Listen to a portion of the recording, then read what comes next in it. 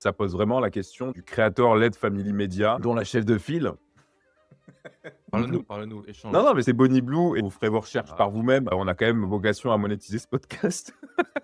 Qu'on va pas détailler. Mais Bonnie Blue, dans cette perspective de One Led Family Media, elle est toujours mariée avec l'homme avec lequel elle s'est mariée à 21 ans. Et lui, aujourd'hui, s'occupe de nettoyer les salles après ses shows et ses échanges avec ses fans. Il s'occupe d'organiser la queue, donc file d'attente, vers ses présentations. C'est une belle preuve Tout à fait, tout à d'amour. fait. Une leçon de lâcher prise quelque part. Le rapport de confiance que tu as envers ta famille est très fort. Et d'ailleurs, même des potes qui embauchaient leur mère pour gérer les factures dans leur boîte, j'en connais plein. Moi, aujourd'hui, la personne qui s'occupe du règlement de toutes mes factures sur toutes mes structures, c'est la meilleure amie d'un très bon pote, qui est mère de famille et qui est vraiment quelqu'un de grande confiance. J'ai essayé d'embaucher d'ailleurs une assistante de direction par le biais d'Indeed, etc. Et vraiment, la confiance et la manière dont ça se crée n'était pas du tout aussi fluide que lorsque tu fonctionnes sur recommandation et encore mieux par lien familial. Le pricing, c'est le levier avec le plus d'impact que tu puisses toucher dans ta boîte. Si tu arrives à aligner ton pricing par rapport à ta stratégie et par rapport au stage de ta boîte, tu vas pouvoir faire des dégâts. Par exemple, si tu commences avec un SaaS, partir sur un yearly ou une lifetime offer, c'est la meilleure idée que tu puisses implémenter. Tu veux juste voir si les personnes sont prêtes à switcher de la solution qu'ils utilisent à la tienne et tu veux pas perdre 4 ans de ta vie. Il y a aussi le fait de simplifier le display du pricing. Souvent, quand tu vas voir la page pricing d'un produit, il y a 4 colonnes. Et après, il va y avoir des sous-options dans les colonnes. C'est vachement compliqué. Du coup, on n'y comprend rien et t'arrives et tu fais ah putain, tu te casses quoi. Et en fait, tu peux avoir un énorme impact de conversion en affichant un pricing unique. Après, une fois que tu es dans le produit, et là, tu as des upsells. Tu veux plus de features, tu veux unlock des choses. Et c'est à l'intérieur du produit que tu peux découvrir ça. C'est dingue, je trouve que les Chinois arrivent dans cette industrie aussi vite à concurrencer les Américains avec un produit quasiment aussi bien, quasiment au même niveau et beaucoup moins cher. Même les grosses boîtes américaines sont déjà en train de se tourner vers ces modèles-là. Bon, du coup, faire des mignons avec sa grand-mère. J'ai compris qu'Arnaud, c'était pas un sujet que tu trouvais passionnant parce qu'on a globalement un gars de 14 ans qui s'est mis ou 18, qui s'est mis à filmer sa grand-mère en 2022 et ils ont accumulé 90 millions, non, 4 millions d'abonnés sur TikTok. Et aujourd'hui, il y a un livre, une boutique, des collaborations avec des grandes marques de sauce tomate et des dîners en cuisine à 200 balles par personne.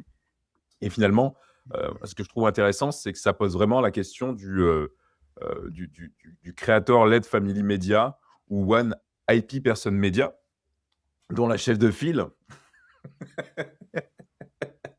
c'est Bonnie Blue. Parle-nous, échange. Non, mais c'est Bonnie Blue également. Bonnie Blue, vous ferez vos recherches par vous-même. On a quand même vocation à monétiser ce podcast. Qu'on va pas détailler. Mais Bonnie Blue, dans cette perspective de One Led Family Media, elle est toujours mariée avec l'homme avec lequel elle s'est mariée à 21 ans. Et lui, aujourd'hui, s'occupe de nettoyer les salles après ses shows et ses échanges avec ses fans. Il s'occupe d'organiser la queue, donc file d'attente, vers vers ses présentations. Et je trouve que en tout cas, c'est une vraie tendance de fond. Preuve d'amour. C'est une belle preuve Tout à d'amour. fait, tout à fait. Une leçon de lâcher prise quelque part qui Ou c'est la réalité, ou c'est la réalité du marché du travail pour le redneck sans compétence, le redneck façon britannique, dans des villes désindustrialisées, parce qu'il y a des fonds de LBO et de private equity qui vont Non, mais je sais pas si le tu pire, as c'est vu qu'à la job vidéo. à Bangalore. J'ai vu la vidéo que Arnaud avait vue, que Rémi avait vue par rapport à Bonnie Bah, Blue. merci, oui, voilà, Et- ne m'inclus pas dans vos... Dans vos recherches, Attends, écoutez, dans les commentaires, les gars, les commentaires. Ouais, vas-y. Bah, à cause de ce podcast, je suis obligé de rester informé de trucs. Moi, tu vois, d'habitude, je regarde des Voilà, vidéos tu normales, vois, quoi, c'est tu vois, juste, sur les huîtres à Cancale, sur le golfe à Saint-Malo. Tu vois. Et du coup, ils expliquaient comment Bonnie Blue, en fait, l'empire qu'elle avait créé et qu'elle embauchait toujours, du coup, son père. Son père, il me semble qu'il trouvait, il faisait les castings, je crois qu'il choisissait les mecs. Il s'occupait aussi et sa mère s'occupait de la finance. Son copain, enfin, son mari, en fait, il s'occupe de gérer la queue, de nettoyer après, parce que je pense qu'il y a besoin de nettoyage. Elle détient quand même un record. Elle détient quand même un Guinness record. Ça fait C'est combien de passionnant, c'est passionnant. Et bref, dans les commentaires, tu pouvais voir qu'il y avait des gars en fait qui étaient en train d'insulter le gars. Ils disaient mais mec, t'imagines, tu rates ta vie, il les supportait. je crois qu'il dit qu'il est bien payé et qu'il apprécie ça. Et la meuf était là. Ils étaient, en fait, c'était une pause où ils étaient tous les deux à côté. Et il disait, oh, that's so cute. Et le mec, il dit, ouais, mais du coup, je suis là, j'aide, etc. Et le truc qui était top, c'était que tu pouvais voir d'un côté les mecs qui insultaient ce gars-là et les meufs qui disaient que les mecs étaient insécures pour réagir de cette manière et qui disaient qu'en fait, c'était un manque d'ouverture d'esprit et que c'était la femme de 2026 qui était représentée par Bonnie Blue. Et c'était deux écochambres qui se parlaient pas du tout entre eux et c'était drôle à voir. Ça fait combien de thunes une meuf comme ça? Ça print quoi? C'est quoi les métriques? Est-ce que Bah, c'est là, Bonnie Blue ou c'est pas sa pote là? Je pense pas que ce soit. Non, ça c'est Bonnie Blue. Sa pote, elle est moins. Bonnie Blue, ils disent qu'elle fait 2 millions de dollars par mois sur OF. Mais j'imagine qu'elle a monétisé différemment aussi désormais. Il quoi? Il y a Ouais, des merch? Je sais pas à quel point. Enfin, c'est possible que tout son blé vienne d'OF, mais donc c'est pas non plus. Enfin, par rapport en tout cas aux prouesses physiques qu'elle arrive à accomplir. Enfin, il y a des sportifs de haut niveau qui gagnent de sa vie, leur vie, quoi. Là, elle était partie bien plus loin. C'est-à-dire qu'en fait, elle voulait toujours repousser les limites parce que sa pote, elle a fait 100, elle va faire 1000. Donc, tu vois, taper le record à chaque fois. Sauf que là, elle est tombée enceinte. Elle avait déjà fait le fake une fois que je suis tombée enceinte. Donc, du coup, boum, elle a fait des link in bio. Donc, ça avait marché. Et après, elle avait dit non, mais ça, c'était une blague. Mais aujourd'hui, elle est vraiment enceinte. Et le truc, elle avait dit, il y a une phrase qui m'a marqué, qui disait, bah, du coup, moi, je vais faire, à la place de faire du baby shower, je vais faire une golden shower. Pour annoncer le sexe de l'enfant.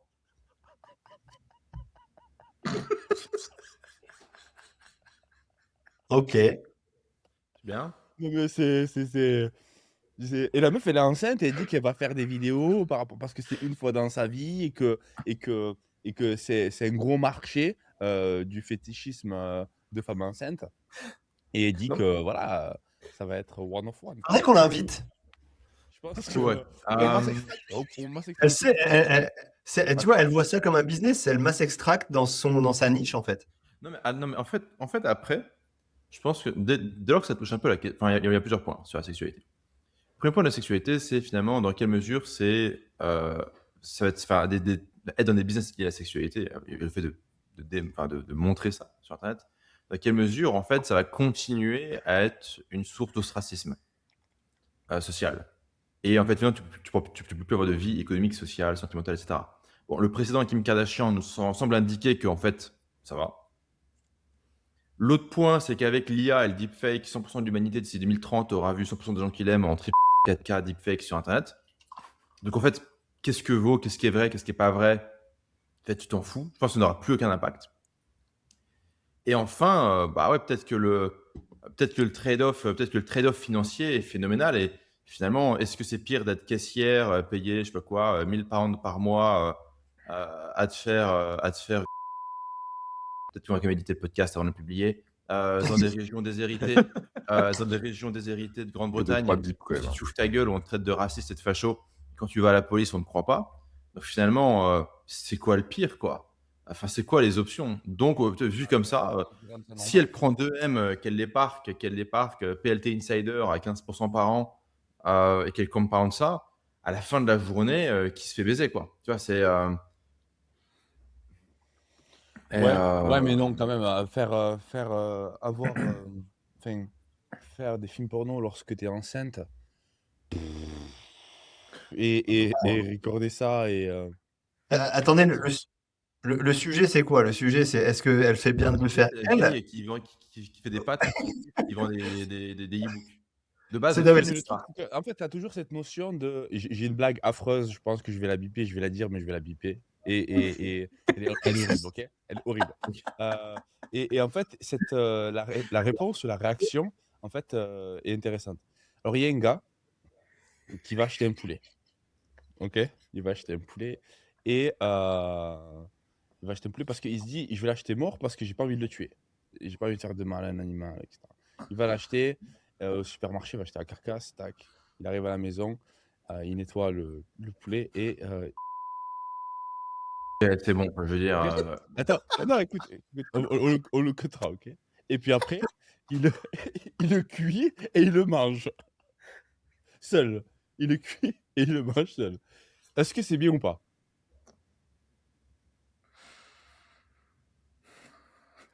On n'est pas obligé de répondre à cette question en vrai. Si. Non, mais en fait, si Mais justement le le gars, bien, le il mal, disait ça. peut-être par-delà le bien et le Exactement. mal, généalogie de la Parce que du morale. coup, c'est quoi Il y a l'argument? vraiment des- C'est comment est-ce que tu juges? Comment est-ce que tu juges si quelque chose est de bien ou mal? Si, est-ce qu'il a fait du mal à quelqu'un? Oui ou non? Non. Est-ce qu'il a forcé des gens à manger ça? Oui ou non? Non. Donc en fait, toi, t'aimes pas ça parce que c'est dégueulasse, mais c'est mal. En tout cas, tu penses, tu juges que c'est mal. De la même manière pour Bonnie Blue. Mais le truc, c'est que là, il y a un enfant. Et l'enfant, il va avoir un futur. Et tout ça, c'est documenté. Et tu te dis, t'imagines, ta mère, c'est Bonnie Blue. Et 15 ans plus tard, tu vois le contenu qu'elle a fait avec toi. En fait, du coup, c'est bizarre un petit peu, je trouve. Donc, je pense que ouais, Ou alors, royalties, non, non, non, non, non, non, non, non, non, non. rêve cher. Pour échapper à l'impôt sur la succession, le Elle gamin laisse- peut poursuivre en justice sa mère, récupérer la thune. Comme c'est une décision de justice, etc., c'est pas imposable. Rémi, c'est Et tu le- contournes le- l'impôt. Non, le faux procès est une méthode de Le faux trust. blanchiment bien connue et qui a été énormément critiquée et traquée par le juge Van der Bleek, là, je sais plus. Quoi. Mais ouais. Renaud Van Rombeek. Van Rombeek, ouais, tout à fait. Ouais. Là, dans son livre est excellent. J'adore. Hein. C'est quoi, Apprenez de la- il se peut comment- c'est pas les coulisses des paradis fiscaux, trucs offshore, machin. non, C'est pas ça offshore, je sais plus quoi. C'est mon grand-père socialiste qui me l'avait offert. Très bon bouquin. Très bon bouquin. Un très très bon bouquin. Le mec explique tout ce qu'il arrive à démontrer, comment il le démontre, tout ce qu'il n'arrive pas à démontrer et pourquoi il bloque. Je dis bah merci Tout à chef. fait. C'est exceptionnel. Au passage, aujourd'hui, moi j'ai quand même une question là-dessus. On a le Arnaud de gauche ou le Arnaud pas de gauche aujourd'hui dans le podcast? Parce que la semaine dernière, je crois que ça a impressionné du monde d'avoir le Arnaud de gauche. On verra. Je crois que vraiment dans le fond, je suis socialiste. Hein. Enfin, Pour répondre à cette question, je vais t'en poser une qui nous permettra de relier quand même avec ce sujet en apportant quelques insights stratégiques. C'est considérant tout ce que l'on a dit là jusqu'à maintenant au sujet de, tout d'abord, notre cuisinière italienne, Nonna Natalia, et ensuite de Bonnie Blue. Je pense que la question que l'on doit se poser, c'est est-ce que mon vrai avantage consiste à être le talent ou à savoir repérer, filmer, distribuer, monétiser des talents que personne d'autre n'a remarqué jusqu'à maintenant. Quelle est ta réponse à ça, Arnaud? En fait, la logique du temps dans lequel on vit, c'est la désintermédiation. Ouais. Donc en fait, être un intermédiaire, c'est compliqué, sauf si tu es une plateforme qui facilite grandement des choses, qui sans la plateforme serait très difficile à faire. En fait, être une plateforme scalable, il y a un intérêt, mais sinon, être juste un intermédiaire dans la chaîne, je pense que tu as vocation à te faire cuter. Donc, moi, je vois plus comme ça. Sur la question de la morale posée par Isma, juste avant, en fait, notre définition de la morale, nous, occidentaux, elle est quand même vachement simple. C'est une question de distance entre une personne qui bénéficie d'une action et qui l'initie, et la personne qui, finalement, en paye le coût réel. Et si jamais cette distance est suffisamment longue, c'est moral, c'est OK. Donc, tu vois, typiquement, ce qui n'est pas moral, c'est je viens, j'arrache le sac à main d'une vieille. La distance, en fait, elle est très limitée entre moi qui bénéficie finalement de ce butin et la personne qui en souffre des conséquences. Mais si en revanche, j'achète un iPhone à un revendeur qui l'a acheté à Apple, qui achète des composants à des fournisseurs qui passent par des sociétés offshore et des trading companies pour du lithium et des terres rares, etc. Et qu'à la toute fin, la personne qui paie réellement, je dirais, le prix dur finalement de mon action d'achat, c'est un gamin dans une mine de cobalt au fond du Congo. Et qu'en fait, il y a suffisamment d'espace, il y a suffisamment de distance, d'offshore, d'écran et d'intermédiaire entre le bénéficiaire et celui qui paye le coût réel. Alors, on estime que c'est moral. Et très souvent, ça se résume à ça. Pourquoi finalement nos business, les business online, sont C'est une souvent question de très transparence. critiqués? Ouais. T'as une question de transparence aussi, Arnaud. Quand tu viens, t'arraches le sac de la grand-mère, tu le vois, t'es à côté ou tu le sais, machin. La donc tu transparence, sais- c'est de la distance, justement. Non, mais attends, la transparence Tout le monde est aujourd'hui, d'accord avec c'est une requête. Mais tu vois, tu mesures, tu vois et tu mesures parfaitement l'impact. la distance là que tu exprimes, c'est aussi une Ah notion oui, de oui, non, transparence sur le fait que tu ne sais pas ça. non, tu veux pas Combien de... savoir. Non, tu veux pas savoir. Non, mais tout le monde sait comment Ça la sert bouffe à ça. industrielle elle est Ça faite et sert à ça. comment. Non, mais, Comment non, tout mais le monde sait comment ça? tout le monde sait, je dirais, comment marche la bouffe industrielle, les usines dans le monde, dans le tiers-monde et les mines pour avoir des terres rares. Enfin, c'est bon. Non, c'est pas vrai. Non, c'est pas vrai. C'est En pas tout vrai. cas, Euh, on peut simplifier le truc encore plus. C'est tout le monde sait d'où est-ce qu'un poulet vient. C'est-à-dire que si tu devais tuer, Tu manges pas ton poulet là. Bien non, sûr.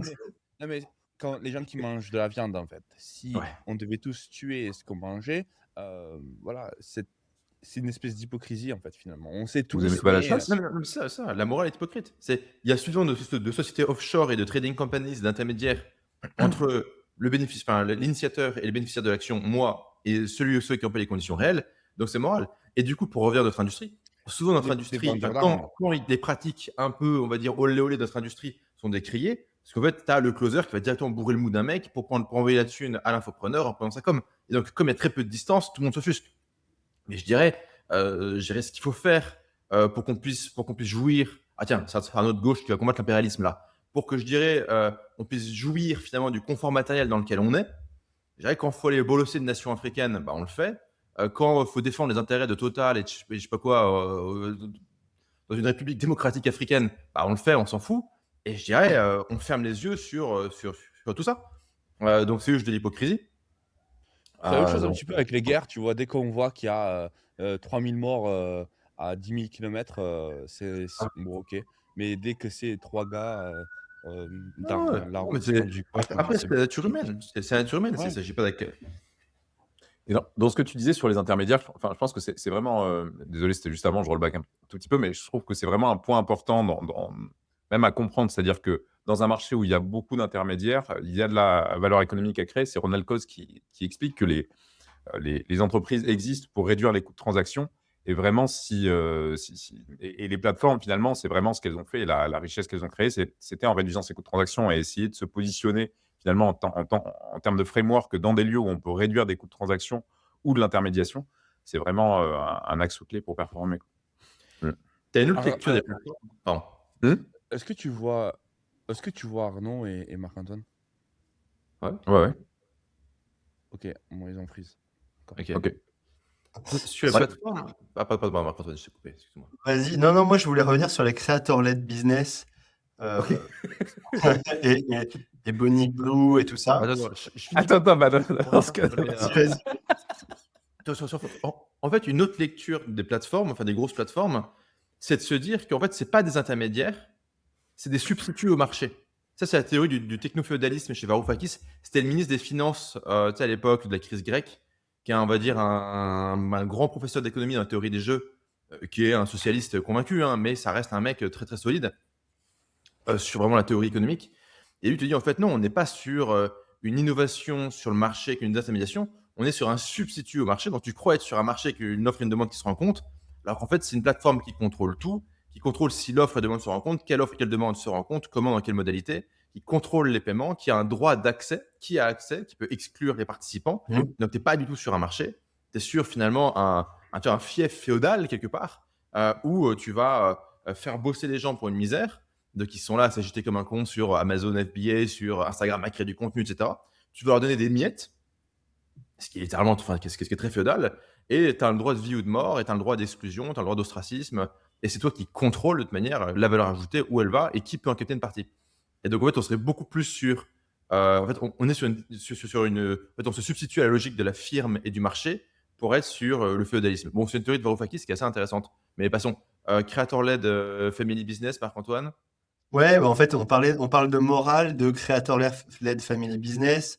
Est-ce qu'il vaut mieux être celui qui a le talent ou est-ce qu'il vaut mieux être celui qui détecte le talent? Je pense qu'il vaut mieux être la personne qui a la plateforme. Si c'est pas la personne qui a la plateforme, tu rentres pas dans ce on problème. confère notre premier podcast avec OnlyFans, hein, d'ailleurs, le premier épisode.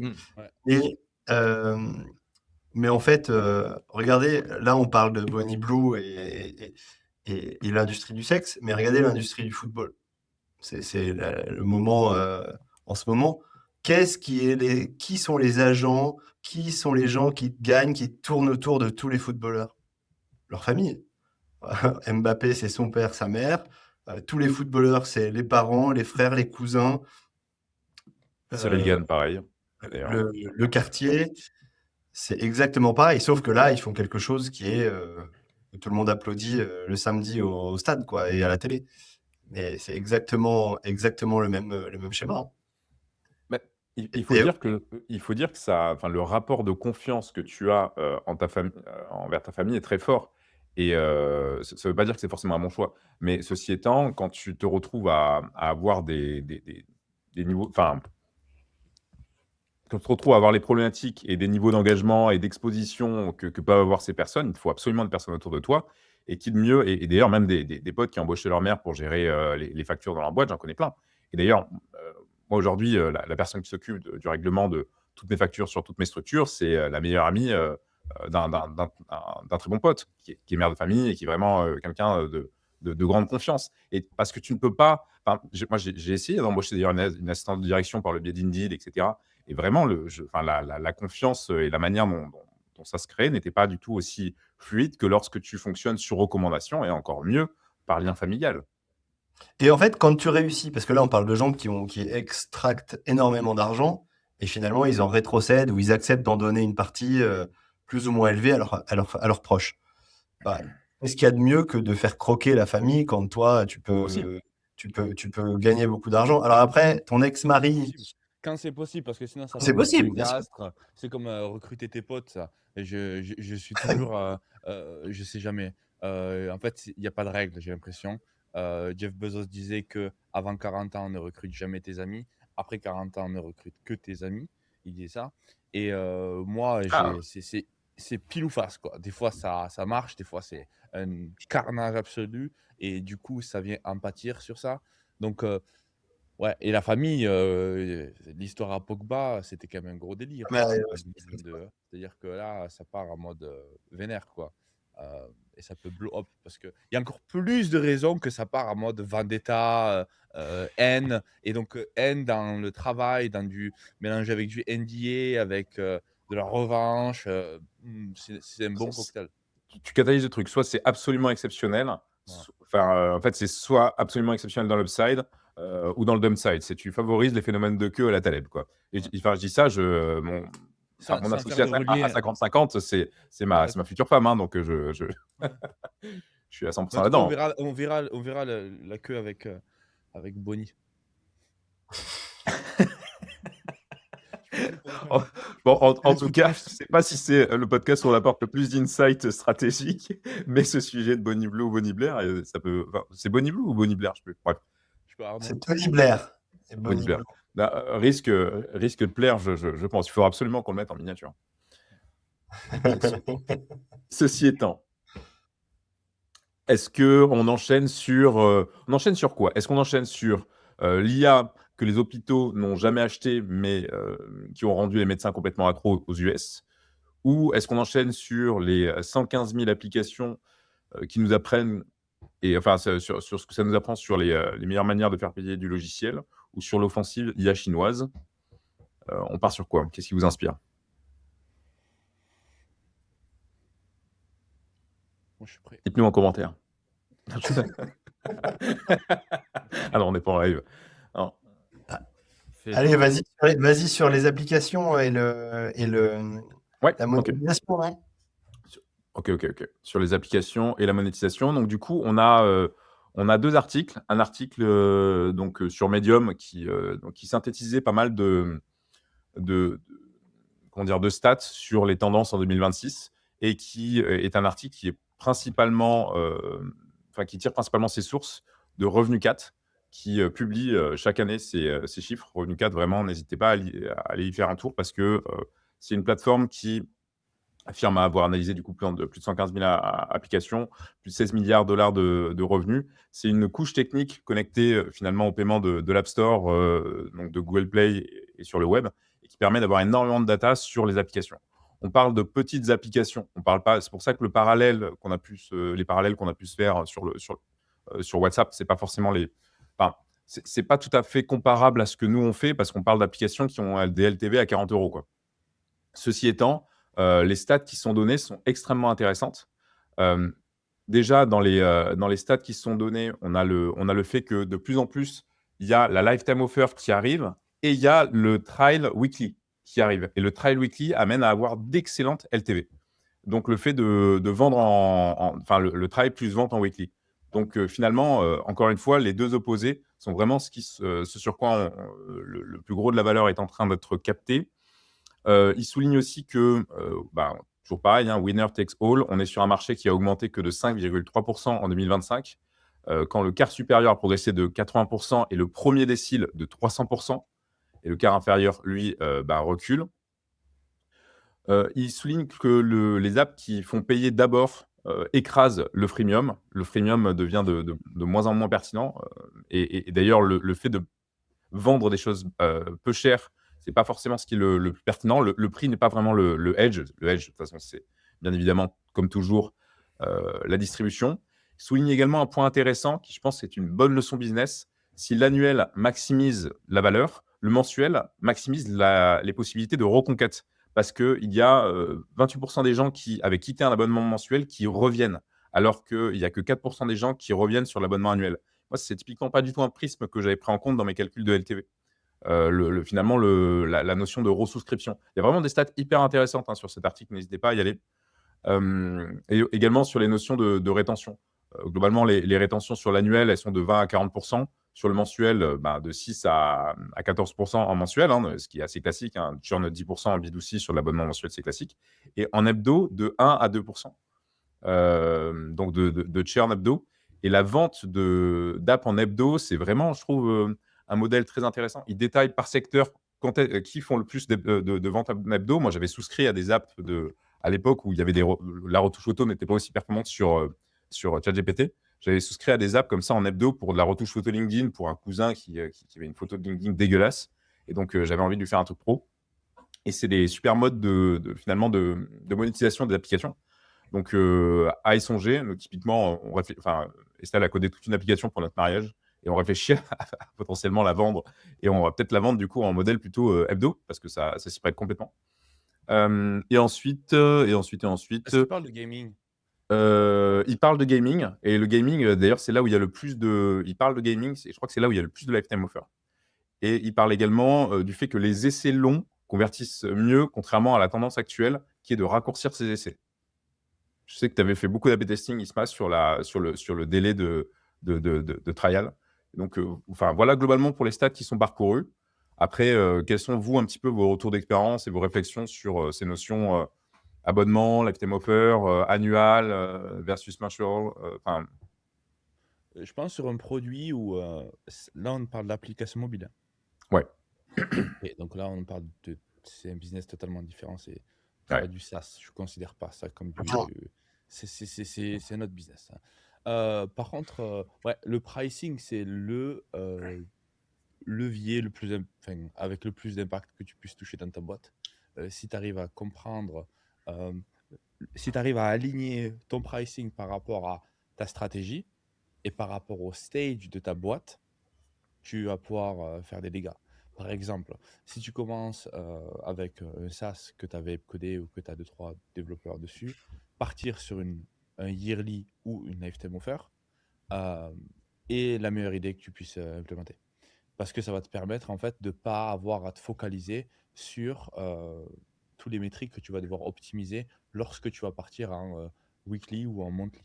Parce que lorsque tu es en train de builder dans ta première phase de croissance, au début, tu veux juste trouver un problème, tu veux juste le régler mieux que tout le monde et tu veux juste voir si les personnes sont prêtes à switcher de la solution qu'ils utilisent actuellement à la tienne et tu veux pas perdre 4 ans de ta vie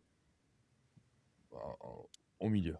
Et donc, Tu es du la cash. meilleure manière de le faire, c'est si tu fais un yearly, c'est-à-dire que tu fais en sorte que les gens, ils ne veulent pas payer un yearly. Donc, si tu arrives à faire switcher les gens en payant un yearly, du coup, ça te montre que tu as un produit de market fit, ça te donne de la liquidité, donc tu as plus de cash. Et en plus de ça, ça repousse à 12 mois la question de est-ce que ce client va churn. Parce que Ouais. tu peux pas build un produit, gérer la dette technique, tu fais ça pour la première fois, gérer les ads, sauter sur un ticket avec ton plus gros client qui te paye 500 € par mois parce que c'est une voiture née, ça, du coup, tu bouges tous tes développeurs là, ta roadmap est délai, c'est un enfer. Et donc, du coup, lorsque tu closes 100, 200, 300 personnes sur ton offre en high ticket, à une yearly, à ce moment-là, tu as 4, 5, 6 mois et tu as la possibilité de préparer justement ton PLG, ton produit d'aide grosse, qui va faire en sorte de faire passer les personnes automatiquement en trial et puis en conversion. Et donc là, c'est des métriques totalement différentes.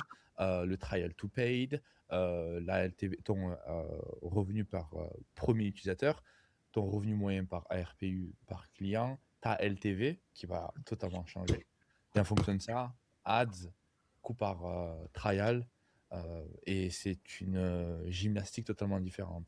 Euh, donc là, je vous parle de B2B SaaS. Encore une fois, B2B, ça c'est un business différent. B2B, B2C, ça c'est un business un peu plus proche de ce que tu as évoqué. Après, tu as les applications mobiles. Mais moi, j'avais vu un podcast de Kylian.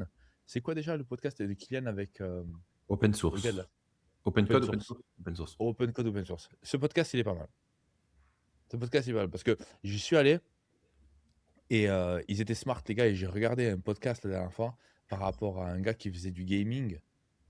Et il racontait un petit peu les braquages qui sont en train de se faire sur le milieu du gaming et sur toutes ces ads que vous voyez un petit peu. Tu vois, c'est des ads d'un gars qui soit un alligator. Enfin, tu vois, et puis après, ça tombe dans un game. En fait, ils ont tout le temps le même game, mais en fait, ils arrivent avec des angles créatifs ultra intéressants. Et c'est de la distribution en ligne et avec un bon head of product pour trouver les bonnes thématiques. Intéressant, ce game du gaming. Sur le pricing, je pense qu'il y a alors, peut-être que je vais plus me rapprocher des SaaS ou des infobiz et moins des applications mobiles. Il y a aussi le fait de simplifier le display du pricing. C'est souvent, quand tu vas voir la page pricing d'un produit, alors il y a 3 voire 4 colonnes. Et après, il va y avoir des sous-options dans les colonnes. Et c'est vachement compliqué. Du coup, on n'y comprend rien et t'arrives et tu fais ah putain, enfin, tu te casses quoi. Et en fait, tu peux avoir un énorme impact de conversion en ayant un pricing unique. Ou plutôt en affichant un pricing unique. Après, une fois que tu es dans le produit, et là, tu as des add-ons, des upsells. Tu veux plus de crédit, c'est un truc un peu IA. Tu veux plus de features, tu veux unlock des choses. Et c'est à l'intérieur du produit que tu peux découvrir ça. Et du coup, le gars, il n'arrive pas sur un tableau où il est assommé. Donc, en gros, tu lui vends le truc, c'est vachement simple, click and play, enfin, plug and play, tu démarres, etc. Le pricing, il est simple. Et une fois qu'il est dans le produit, là, tu dis, hey, by the way, hey, tu veux plus de puissance, et en fait, on a des features en plus, machin. Et là, en fait, tu l'upsell, tu l'upsell, tu l'upsell, tu l'upsell. Et comme il est à peu près engagé dedans et que tu as la carte, en fonction, dans ce cas, tu peux même jouer un click upsell directement dans le produit en fonction du processus de paiement que tu as et comment ça a été codé. Et j'ai trouvé en fait qu'il y avait un vrai boost de conversion et de monétisation en procédant comme ça. Donc finalement, en étant assez, créant une asymétrie d'information sur finalement l'exhaustivité du pricing et des fonctionnalités sur les pages accessibles par tout le monde, quoi, ou même sur les onboarding, quoi. Ça, c'est une petite astuce, quoi. C'est ça que les mecs intelligents ont tendance à faire des trucs intelligents et on n'y comprend rien et c'est trop compliqué, puis il y a trop de catégories, trop de trucs et puis tu te casses, en fait. Et alors que s'il y a juste un prix, t'as compris, t'as pas compris, t'achètes ou tu dégages, il y a un vrai gain de conversion sur le fait de passer à l'action. Après, trial, pas trial, etc., c'est un autre point. Mais ouais. Bah après, il y a aussi l'enjeu, il est sur le weekly quand même. Le weekly qui est assez novateur, mine de rien. Enfin, je pense que c'est une des seules industries qui fait ça. Nous, dans le monde du SaaS, on est sur du mensuel ou de l'annuel. Quand tu parles à des particuliers sur un abonnement, bah, c'est vrai que lui dire que c'est 3, 4, 5, 7 euros, 8, 9 euros, en fait, en dessous de 10 euros par semaine, c'est soutenable pour un humain, en fait, sur un truc privé, quoi.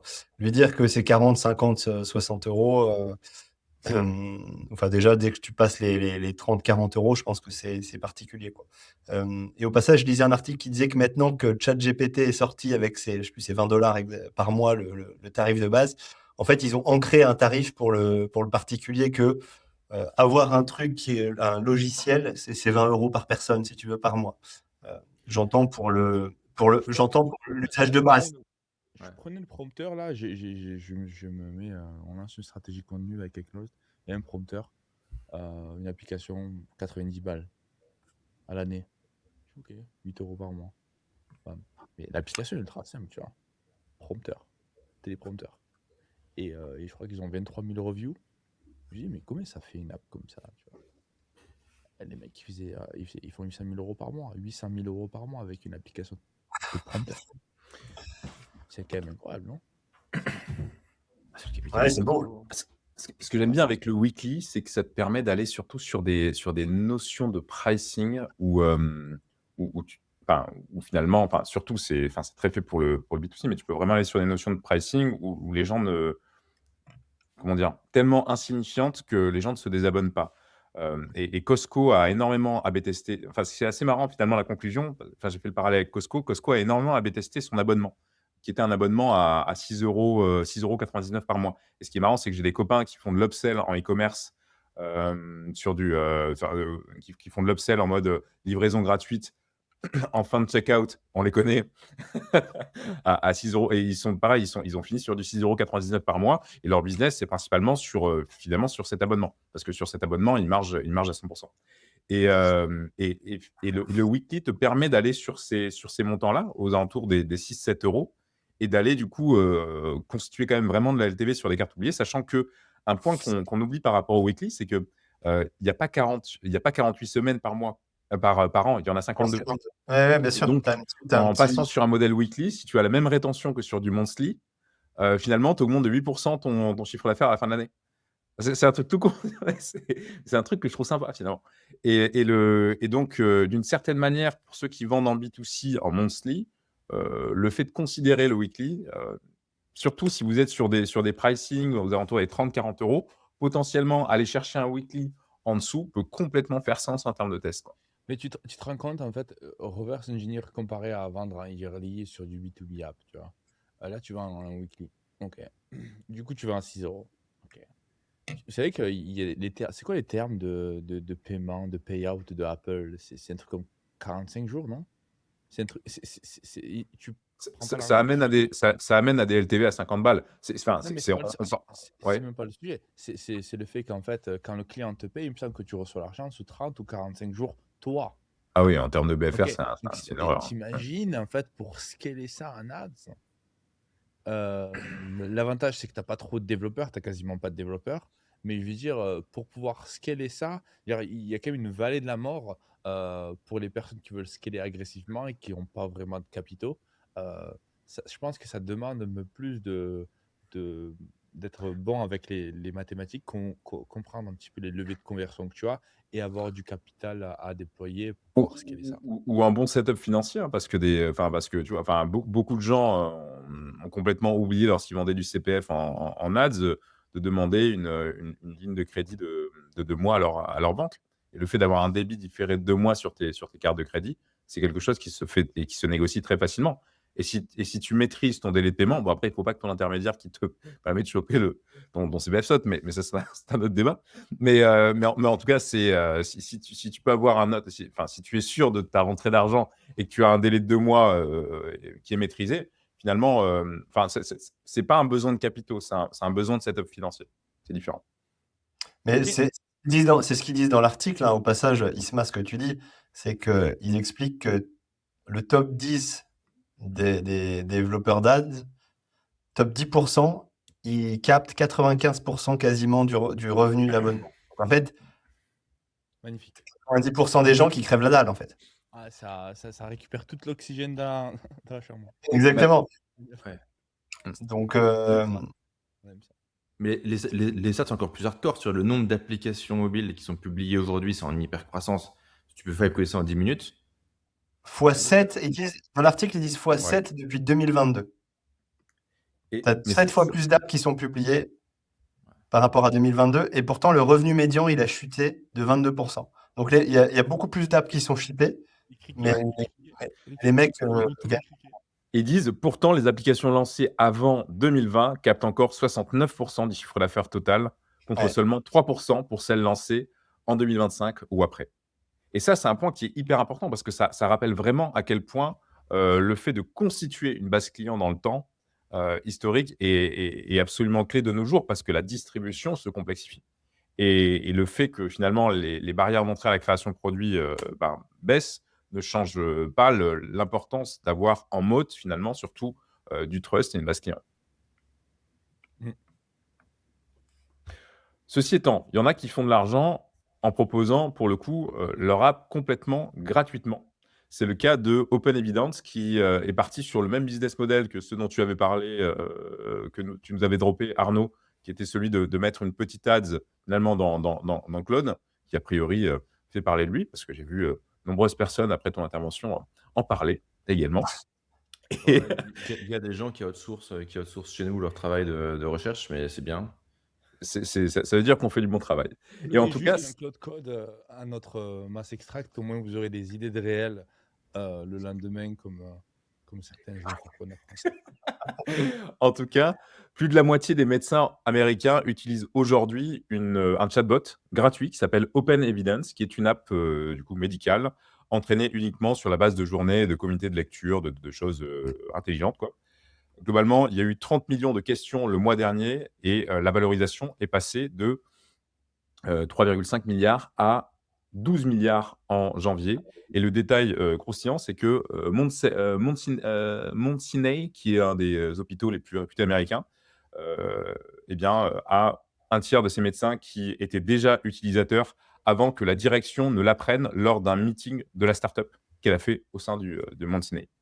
Et donc, voilà, c'est un petit truc complètement fou. Globalement, leur modèle, il est très smart.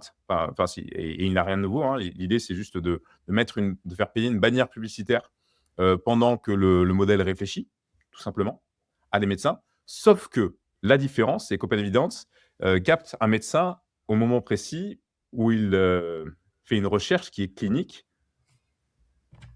où il fait une recherche de prescription,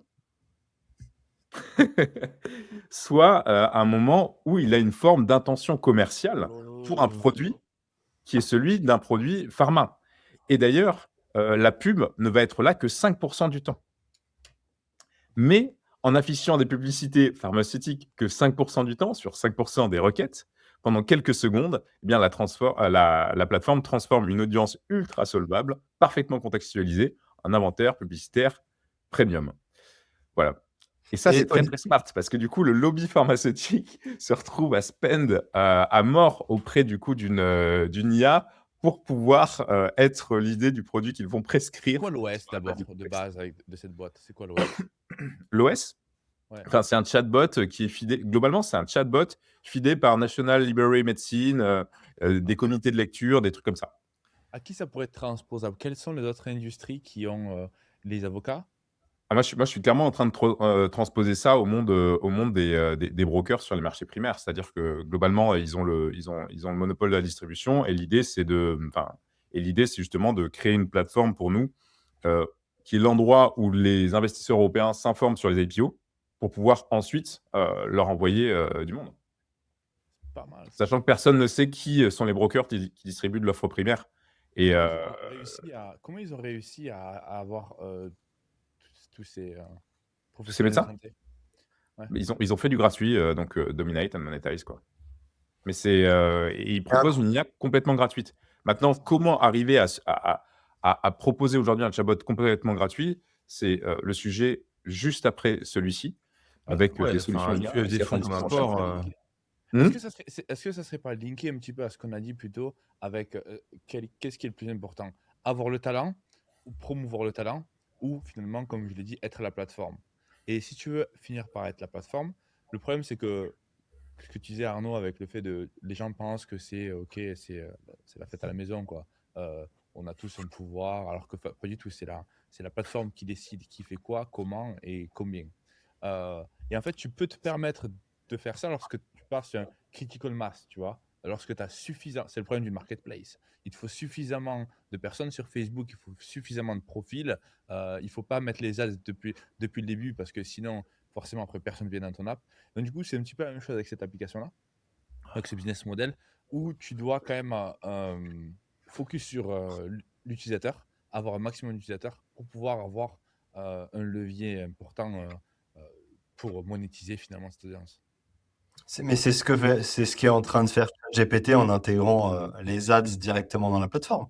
Sauf que eux, là où c'est incroyable, c'est qu'effectivement, ils te poussent une publicité au moment où ton docteur va te prescrire quelque chose. Ils poussent une publicité au docteur au moment où il va prescrire. Et donc, Ouais, incroyable. c'est une chose. Le C'est une... CPM. Le Non, mais CPM, c'est.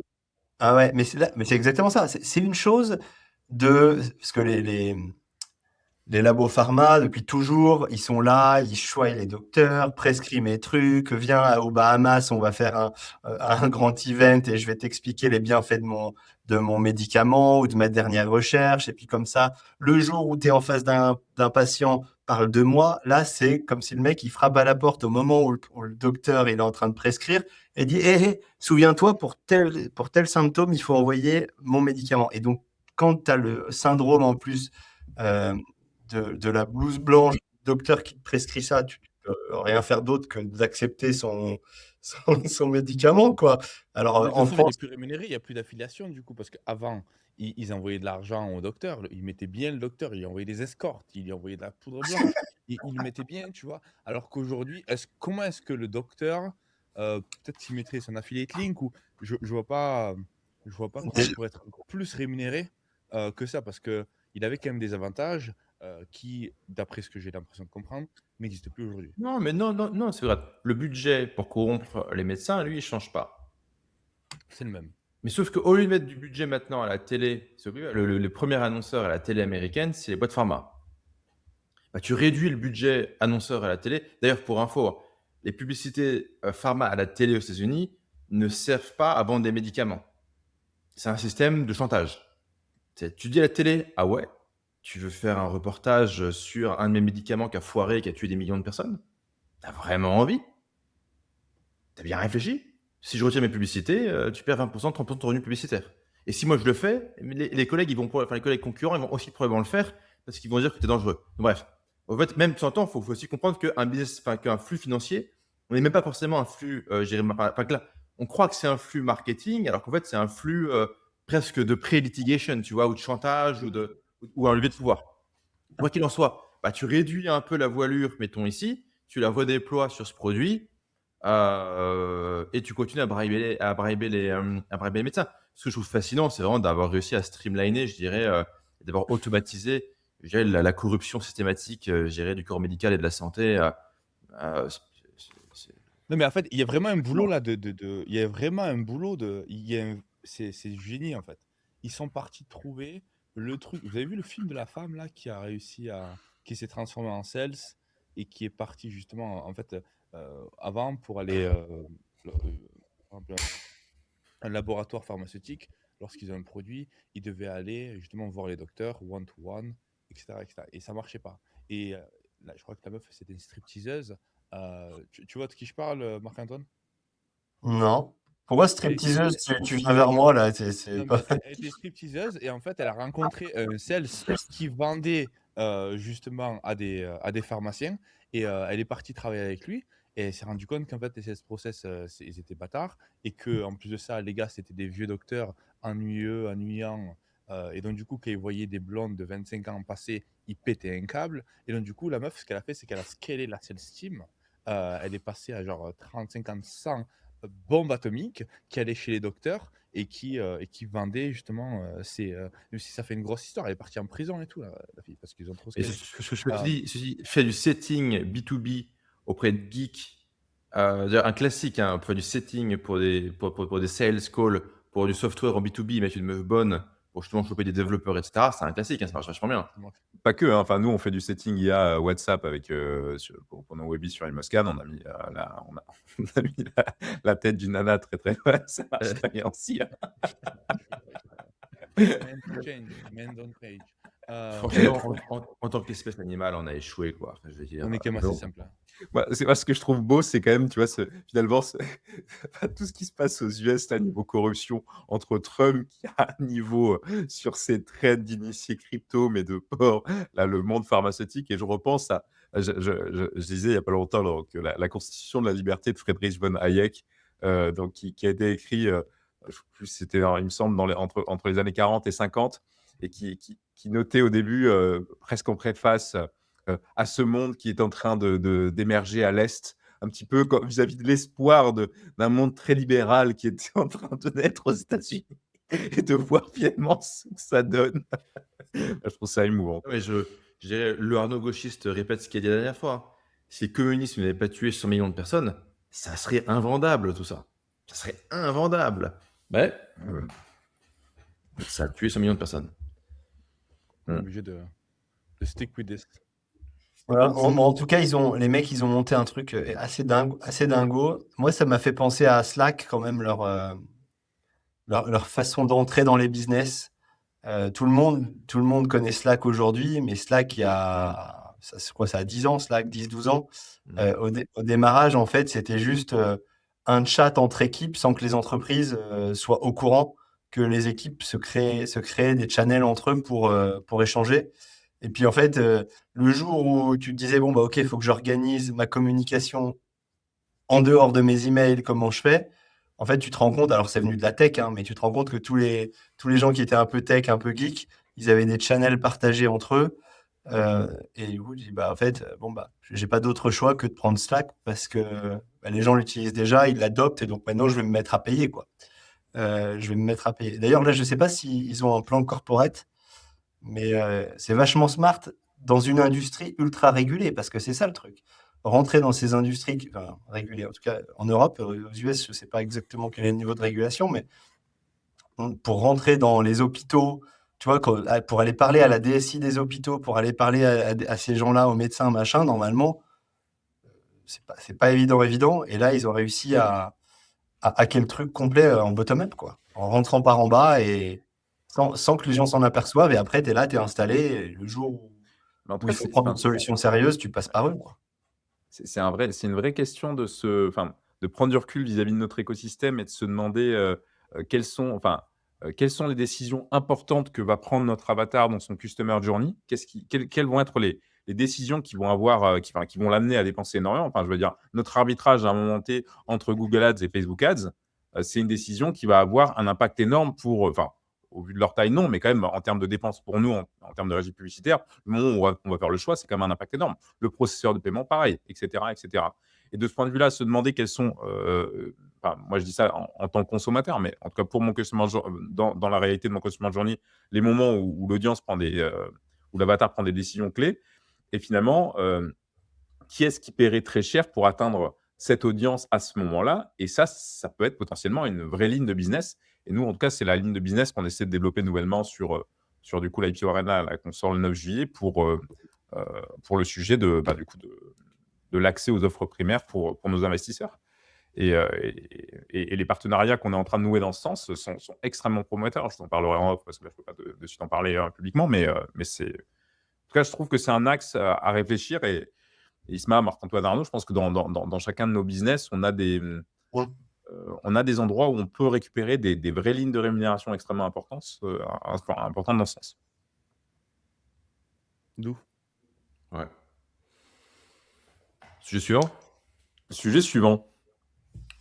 Le sujet suivant, c'est que globalement, les Chinois partent à l'offensive et il existe. Alors, je vais vous montrer le post associé qui est pas très objectif. C'est peut-être il est peut-être des parachites. Ceci étant, c'est un post très intéressant qui montre finalement toutes les alternatives qu'on peut avoir à chacune des IA qu'on utilise à l'heure actuelle en mode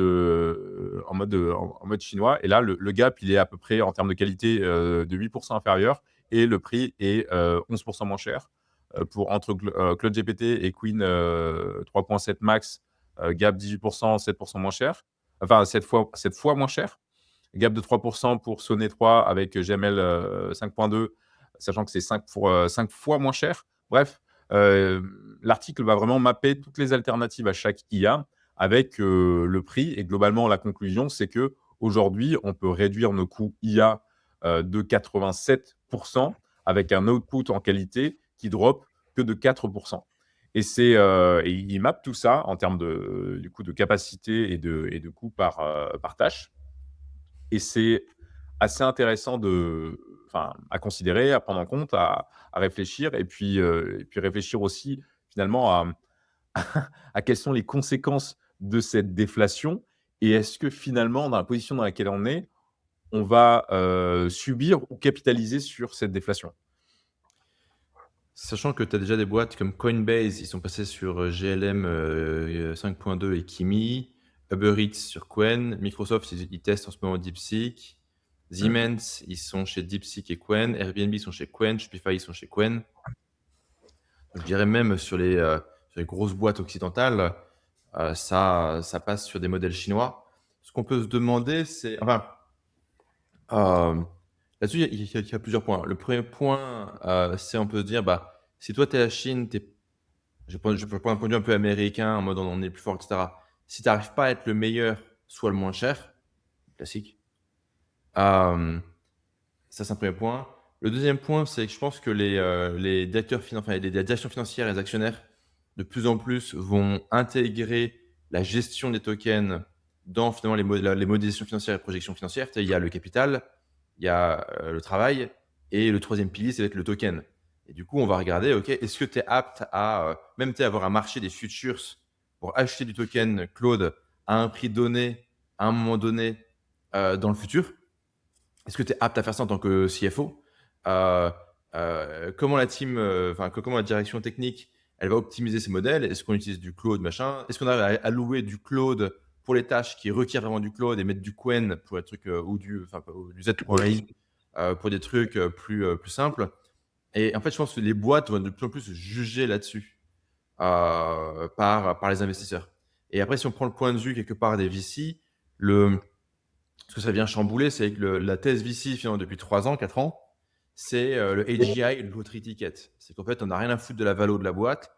Tant qu'il y a un récit qui dit que ça peut être une boîte qui va atteindre l'AGI, t'envoies 100 M et tout le monde envoie 100 M parce que c'est le AGI, le lottery ticket. Donc, tu as Yann Lequin qui dit, bah voilà, moi j'ai une thèse différente, un peu d'ailleurs assez originale sur comment finalement atteindre l'AGI, enfin, qui nomme ça comme ça ou peu importe. Bah ok, tu lèves 1 milliard en seed parce que why not? Tu avais un truc qui s'appelait Thinking Machine, là, c'était la nana qui était Murati, comme ça s'appelait, qui était chez OpenAI. Pareil, en seed, elle lève à 10 milliards de valeur, un truc complètement con, quoi.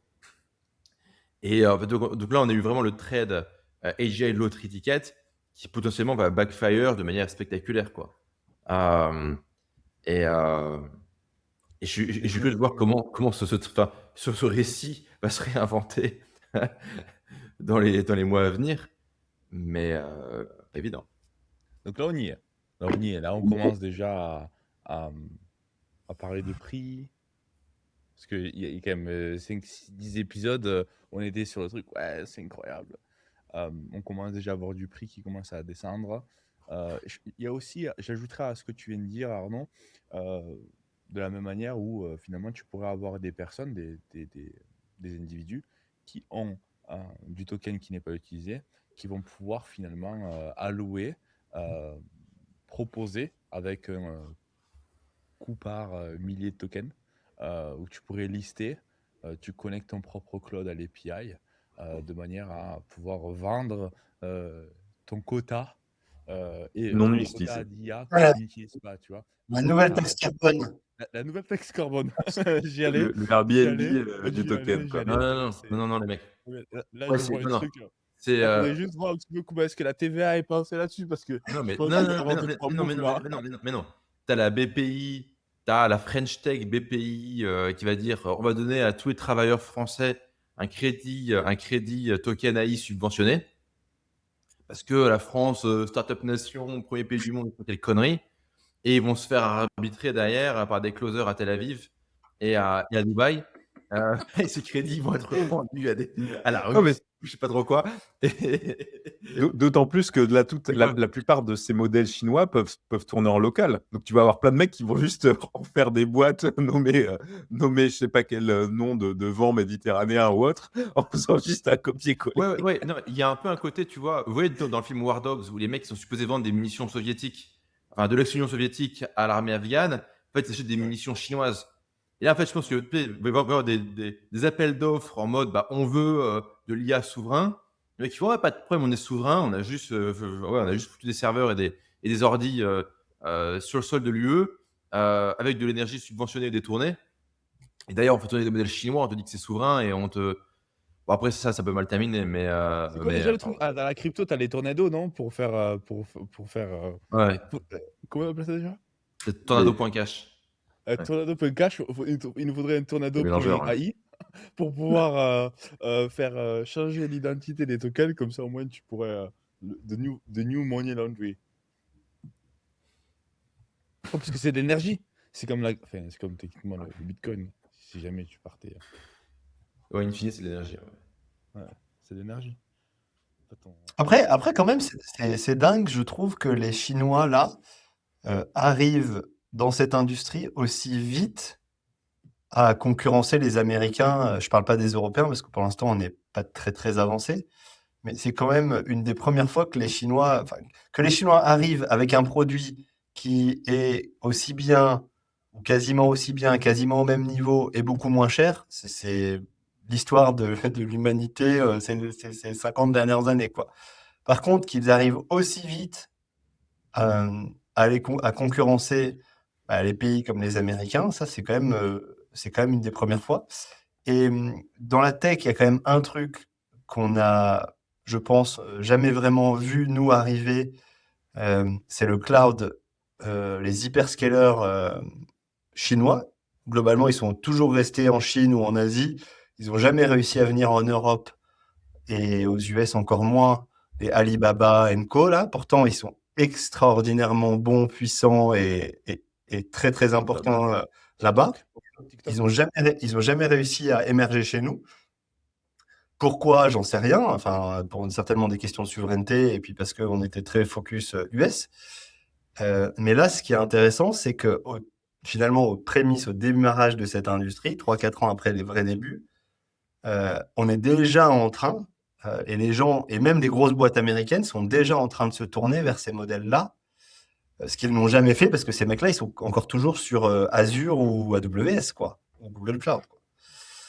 Donc, Et ce qui est très particulier, c'est que il risque d'être le modèle par défaut pour le monde. C'est que si tu as le choix entre du Claude et du OpenAI hors de prix ou du Qwen et matin, enfin autre chose vraiment pour une poignée de tas, je dirais enfin, ce que Microsoft a pu être, ce que Facebook a pu être, peut-être que en fait, ça sera un truc chinois, quoi, parce que ça sera juste moins cher. Et on dit, il faut un truc moins cher parce que. On sait pourquoi c'est moins cher? Qu'est-ce qui fait que ça soit moins cher? Bonne question. Ils n'ont pas des gauchistes à $300,000 l'année à payer à San Francisco? Et encore 300 000 $ l'année, c'est sympa. Hein. je crois c'est des modèles beaucoup plus légers que les gros modèles américains. Et après, certainement, l'énergie ça doit être dumpé par l'État chinois. Ils font du charbon et ils ont des ingénieurs moins chers. Et aussi, pour beaucoup, ils sont sur des chips Huawei qui sont beaucoup moins chers. Donc, en fait, les chips, les salaires sont plus bas. Les salaires sont plus bas. Les chips sont moins chers. L'énergie est moins chère en Chine.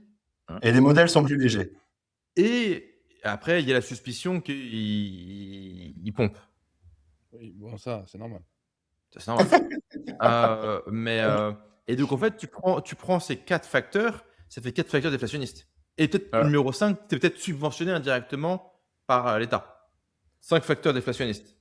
Et du coup, tu n'es pas en train d'avoir un président qui te plug out 5 jours après ta release, qui te dit Et qui, entre deux d'initiés, décide de rect ta release. Ouais. Et puis, il se pose moins de questions métaphysiques aussi sur des sujets de il faut arrêter l'innovation de l'IA le temps que le monde s'adapte. Non, mais ça, c'était une connerie, il faut arrêter. Enfin, franchement, qui a cru à ça? Ouais. Là, c'est pas les US, c'était pas là-dessus. Très peu, non. Enfin, l'Europe. C'est Anthropic, hein. Ça, c'était les mots d'Anthropic. Hein. Oui, bon. Ils se sont vraiment. C'était ça 15 jours avant de lancer Mythos Fable 5, là. Mais c'est eux qui ont créé le truc, c'est eux qui ont créé la fable du « Ah, mais c'est trop dangereux, on a dû le… » La fable. La fable, c'est la fable, t'as raison. T'as capté? Bah oui, c'était avec le pape. Next. Mais attendez, moi, juste une question. Vous iriez, vous, sur les modèles chinois, là, aujourd'hui, ou pas? Ouais. Je vais là où Ah, moi, c'est je bon. les ai déjà Franchement, mis. c'est pas le bottleneck de mon business, c'est pas est-ce que je choisis le bon modèle. Mais je pense que non, il y a d'autres problèmes à régler. Fab, 4.8, 3.2, 2.0. Je pense pas Ouais. que ça soit, On c'est pas on l'enjeu. avait déjà fait des 4.2 tests avec DeepSeek il y a 1 an et demi, parce que sur des. Quand on a fait pas mal de tests pour créer l'API sur notre API IPO, où globalement, l'idée c'était d'aller parcourir tous les rapports annuels dès qu'ils sont en train de naître dans le monde, ce qui nécessite quand même pas mal de tokens. Donc on a fait plein de tests. Ouais. Aujourd'hui, on a une combinaison du coup de plein de modèles différents pour arriver à un résultat très satisfaisant. Et alors, question subsidiaire, bien sûr, vous avez l'infra qui tourne, donc vous n'allez pas le changer, mais qu'est-ce qui a fait que vous avez jamais imaginé passer chez un Alibaba Cloud ou des choses comme ça? Pour le coup, ouais, ça c'est vraiment des questions Pourquoi tu as d'habitude. zéro problème, à aller chez un modèle d'IA chinois et aujourd'hui, c'est de la perception, c'est du marketing, c'est Ça quoi? amène une C'est question. qu'en fait, IA, t'as un switching cost qui est vachement bas. Le cloud, t'as un switching cost qui est Super haut. et c'est super haut. Et Ouais, hier, Et le- hier, il a s'arrachait l'œil avec une cuillère à soupe.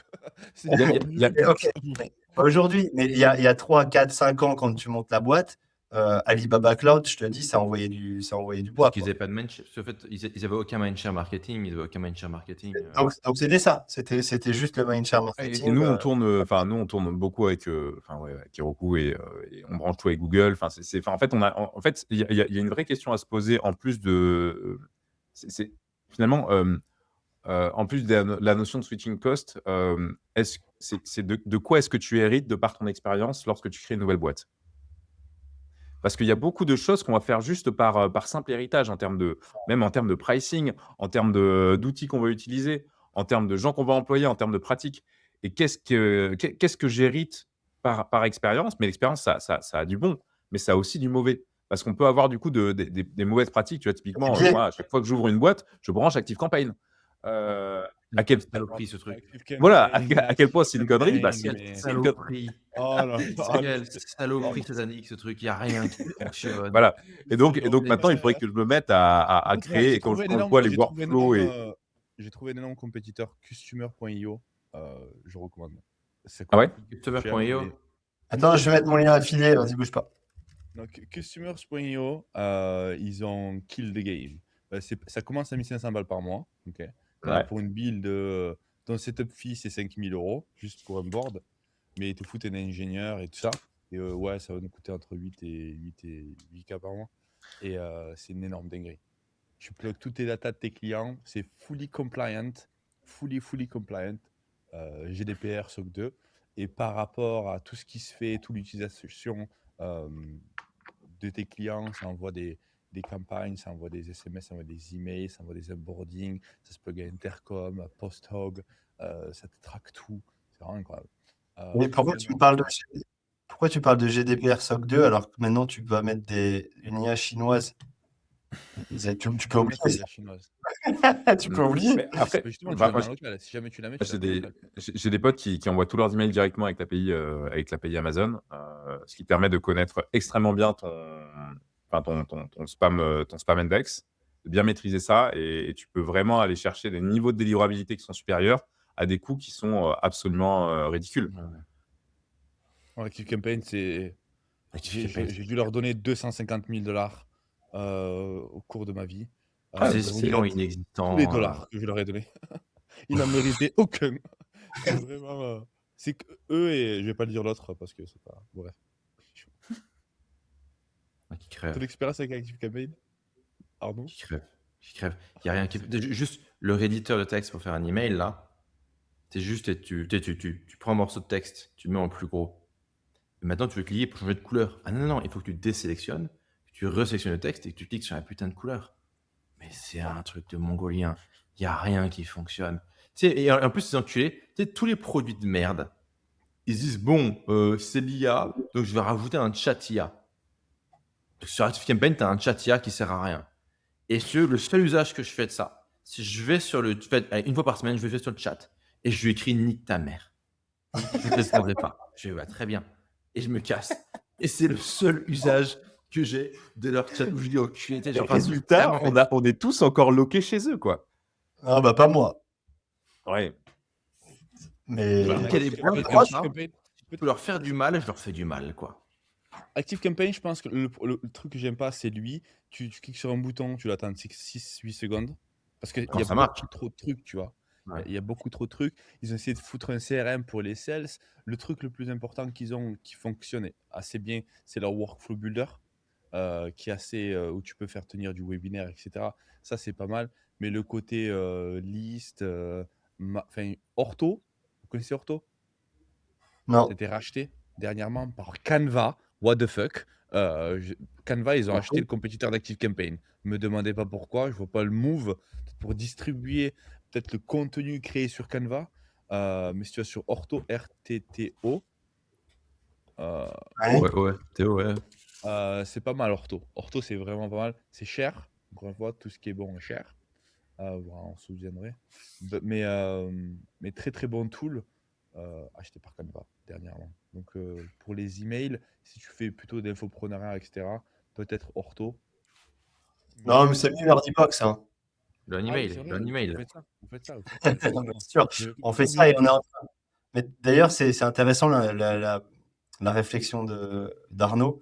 C'est que nous, on est en train de travailler à la fois l'IA, ce que tu disais, Active Campaign, en fait, plutôt que de fixer leurs produits, ils sont en train de rajouter un chat IA. Et nous, on est exactement dans cette logique-là où, en fait, bien sûr, on est en train d'intégrer de l'IA et on veut que ce soit un minimum smart, mais on est en train de fixer petit à petit tout ce qu'on considère comme devant être fixé. Et tu vois, par exemple, tu parlais de l'éditeur d'email, de texte dans les emails.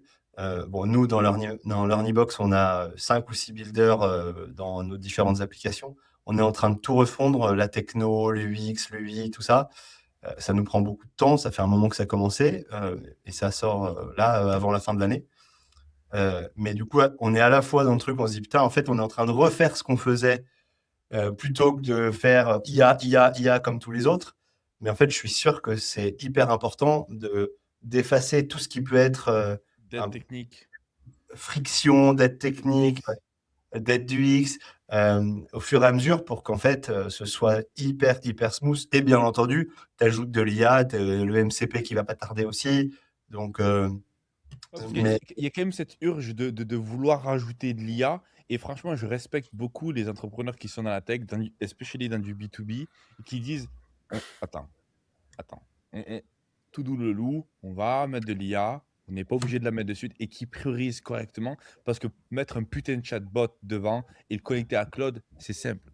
Après, si tu veux, ça dépend. Si tu veux juste satisfaire les VC, en fait, finalement, les investisseurs, est-ce que vraiment c'est un produit qui est utilisé, le chatbot dans Active Campaign? Vraiment?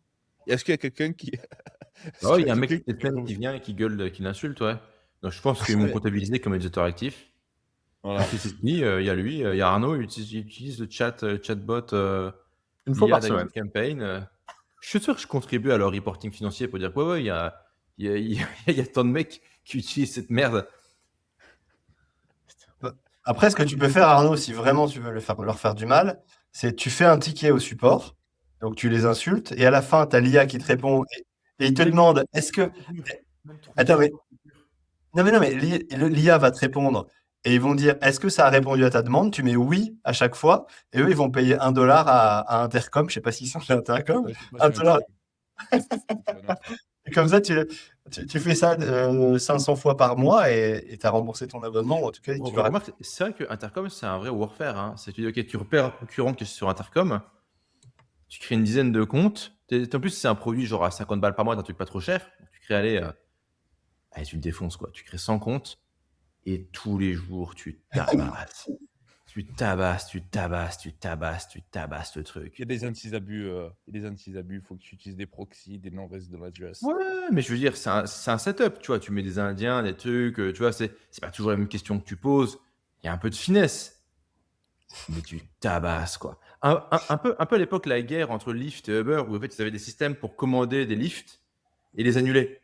Donc le mec, il commence à rouler, puis ils annulaient. Et puis en fait, ils faisaient tourner. En fait, et du coup, ils allaient bloquer toute la flotte de Lyft.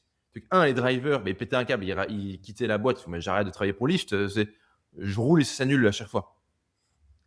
Et surtout, toi, tu veux commander un Enculés, Lyft, quoi. il n'y a pas de Lyft Les disponible parce enculés, qu'ils sont occupés avec des fausses courses. Et Uber avait foutu un sbeul, mais sans nom, chez Lyft avec ça. Donc là, tu identifies que ton concurrent, et d'ailleurs, peut-être maintenant, l'edge, c'est surtout jamais dire que tu es chez Intercom, tu vois. Tu identifies que ton concurrent est sur Intercom.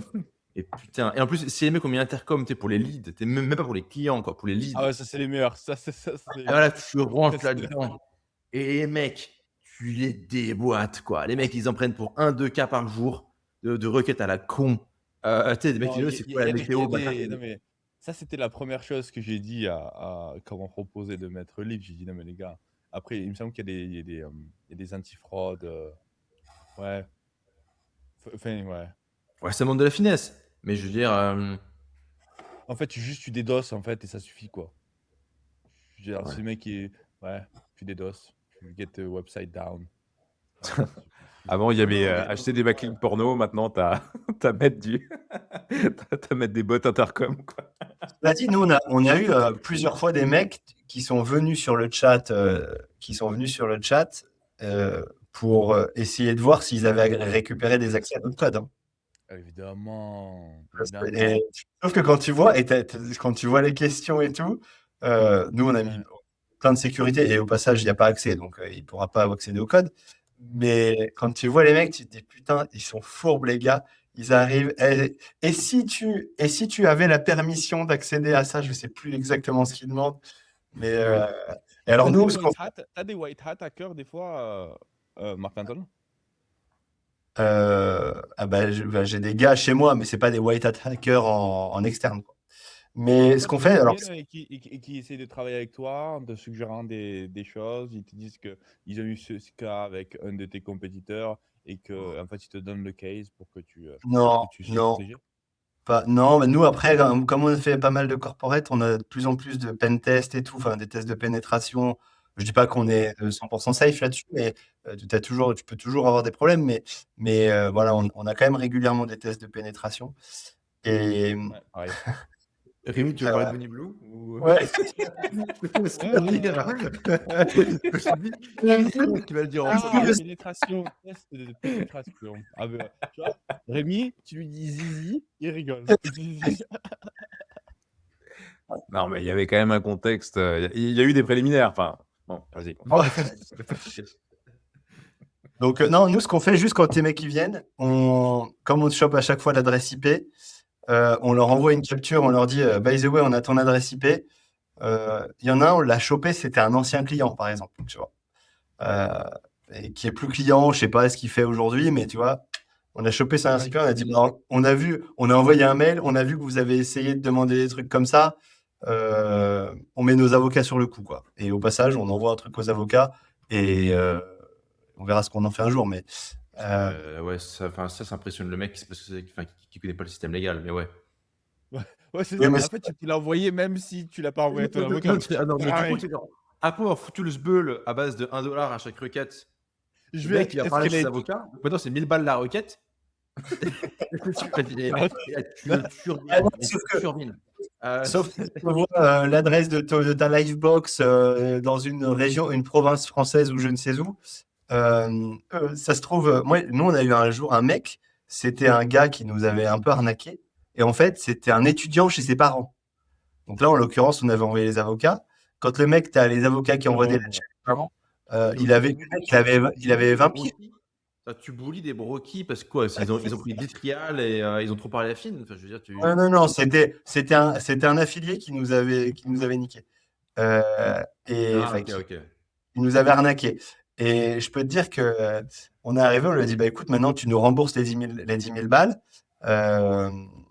Je ne sais même plus exactement comment ça s'est terminé, mais quand les avocats ils t'expliquent, alors c'est un étudiant qui vit chez ses parents et qui n'a pas de moyens. Ouais, en attendant, il nous a arnaqué de 10 000 balles. Alors c'était il y a C'était 5, 10 6 000 ans. euros.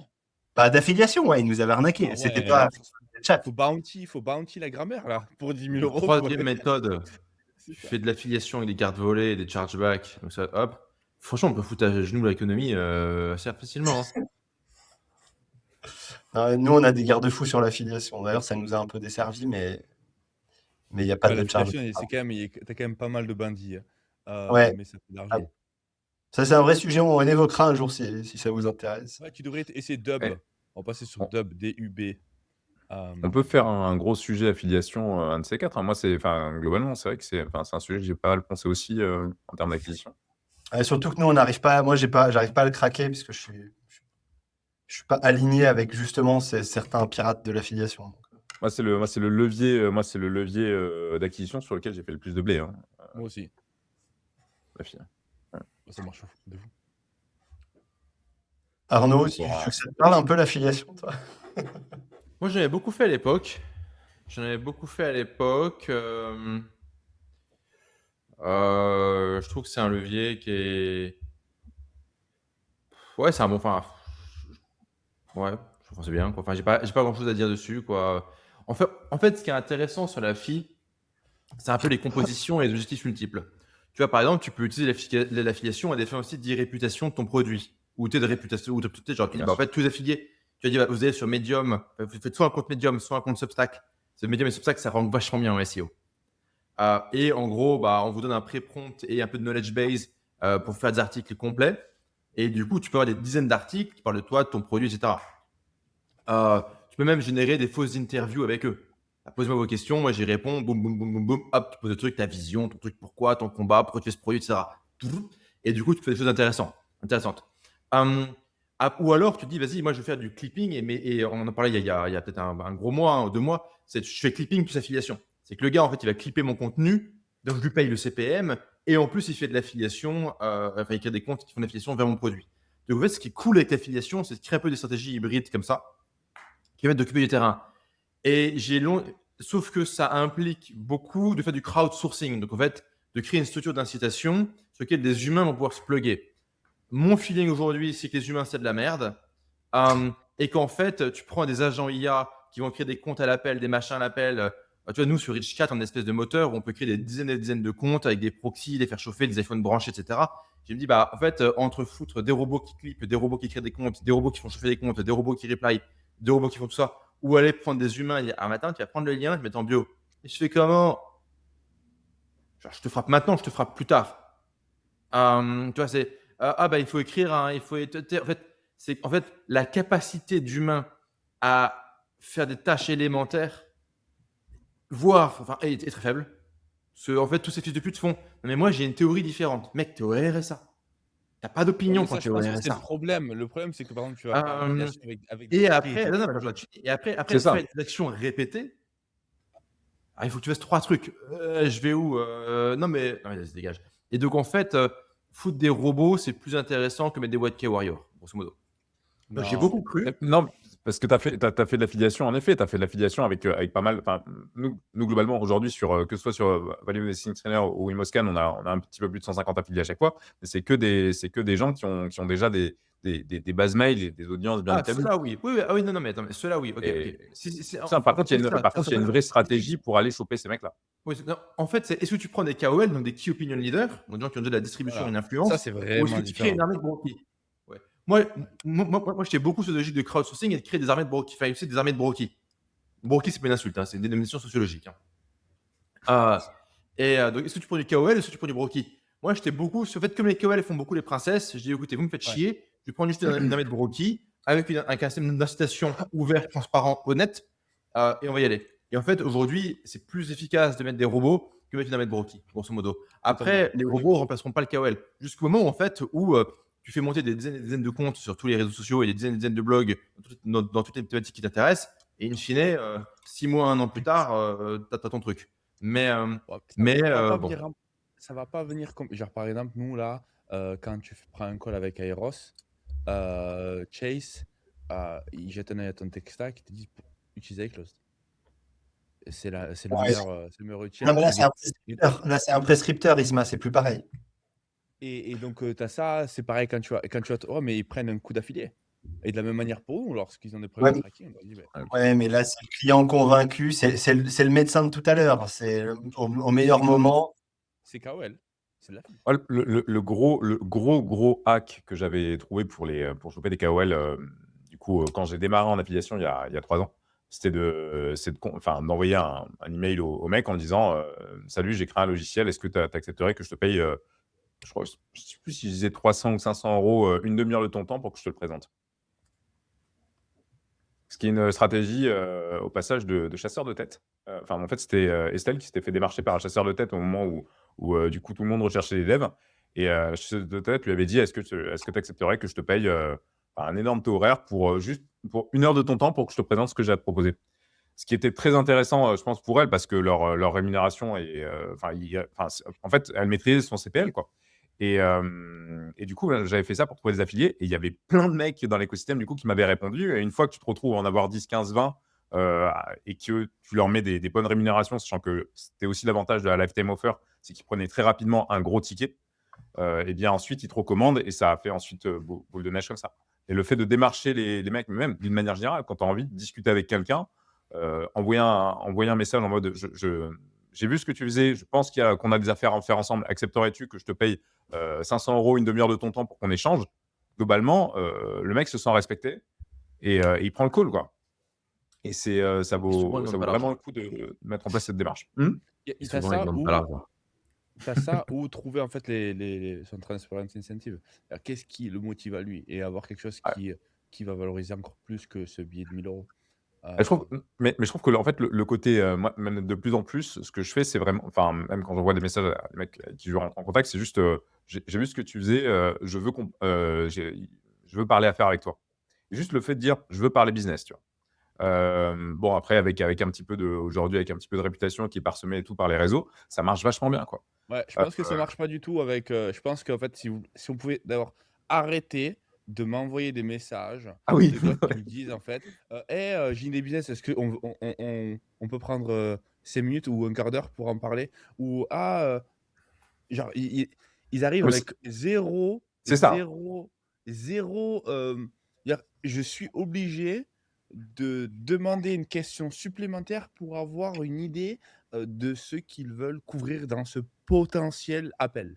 C'est C'est-à-dire que ça. vous comprenez pas qu'il y a. Et là, il y a un vrai Chaque dilemme. truc. C'est est-ce que Oh tu là prends là. le temps de le report ou tu le bloques juste? Je ne réponds pas. Ah ouais, parce que moi, c'est vraiment un dilemme. Si je me dis, est-ce que je l'insulte? Et du coup, en fait, si je l'insulte, c'est bon pour son, tu sais, genre pour son compte, parce qu'en fait, les gens ont répondu. Et donc, il se fait pas flag, tu vois, par Instagram ou par les plateformes. Ouais. Donc, en fait, si je lui réponds, c'est bon pour lui, mais ça m'a fait du bien de l'insulter.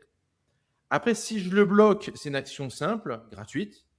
Mais est-ce que je prends le temps de le report? Et c'est vraiment, tu vois, ou est-ce que tu vois, je paye quelqu'un pour le faire, tu vois?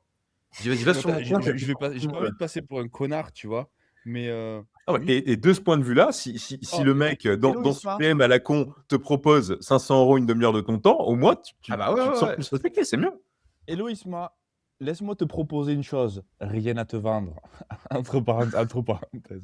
Oh, t'avais rien à me vendre. Mais en fait, j'aurais préféré que t'avais quelque chose à me vendre. T'as rien à me vendre, tu vas me faire perdre mon temps en fait. Ismaël, toujours en cours. C'est quoi je le Ah oui, garde moi j'en ai reçu un dernièrement. il a C'est dit- quoi ton why? Dis-moi. Ouais, un gars m'a dit ça. Je te l'avais envoyé la vidéo. Un gars qui me disait. Attendez, il faudrait que. Est-ce que. Attends. Salut, moi je fais du setting à étiquette en B2B sur des offres SaaS et honnêtement ça tourne super bien. Et là j'ai vraiment envie d'évoluer vers le closing, donc je me suis construit mes propres scripts basés sur la méthode et je suis prêt à les mettre à l'épreuve en vrai sur le terrain. Moi ce que je te propose c'est simple, on teste ça sur quelques leads sans prise de tête et si ça marche on continue ensemble. Donc si ça te branche dis-moi et on se cale 15 minutes dans la semaine. Salut moi. Voilà, bon, à la limite, bon, je vais pas. C'est vrai que peut-être que j'ai besoin de recruter les closers. Je sais pas à qui parle. Le fils de pute qui envoie un audio. Mais c'est une IA, les gars. C'est pas un mec qui t'envoie un vocal, ça. je pense. Non, si, il m'a envoyé une vidéo. Non, c'est non. Il m'a envoyé une vidéo. Non, mais le mec, on va cacher sa fête. Je fais du setting à étiquette en B2B sur des offres SaaS. Mais c'est pas une IA, Non, mais ça va. C'était pas le pire. Je veux retrouver le gars qui me disait. C'était quoi qu'il me disait déjà, Rémi? Le why là. Ah, des Jean-Michel, c'est quoi ton ton why là? why? Ça, à la limite, ça va. Ismaël, j'espère que tu vas bien. Écoute, j'ai vu sur ton profil Instagram que tu es dans le monde du coaching. Alors vis-à-vis de ça, j'avais une question à te poser qui m'intéresse réellement. C'est quoi la raison pour laquelle tu t'es lancé dans le monde du business et donc dans le monde de l'entrepreneuriat? Ça a été quoi ton why profond derrière tout ça, dis-moi? C'était quoi ton why profond? Un truc comme Dis-moi ça. tout à l'heure. J'invite Moi, j'invite te défoncer. Moi, j'ai les 7 heures. J'invite te monter à l'heure. J'ai les connards de Minia Maker. J'ai les connards de Clipper. J'ai les connards de monteur. Pas les closers? Ouais, closer Ah. aussi. Ouais, enfin, Les closer, closers, ça ça tu va. vois la même racaille, tu vois. Les Et, closers, ça va à la limite. Mais ouais. Et le mec qui Moi, dit, j'ai ça. personne les le mecs aime. qui débarquent, tu sais, genre, j'avais rien à vendre. C'est pendant longtemps, j'avais aucun produit en vente. Le mec qui dit, ouais, je peux t'aider sur ton closing et tout machin. J'ai mes fils de pute, je vends rien. Voilà. Et du coup, je réponds fils de pute, je reporte, je bloque. Voilà, tu vois, c'est pas bon, c'est pas bon. On avait déjà parlé de ça en off. Alors, non. Ça te sort hors de tes gants. Il faut l'amour éternel. Rappelle-toi du chemin de Compostelle. Rappelle-toi du pèlerinage. Rappelle-toi de la personne que tu es devenue. De l'espace dans ton cœur que ça a créé. Dans une grande Moi, respiration. je vais bloquer et signaler quand même. Moi, le dernier que j'ai reçu, c'est Salut Marc-Antoine. J'ai vu sur LinkedIn que tu as contribué à créer 70 000 business et que vous lancez, entre crochets, Company Name.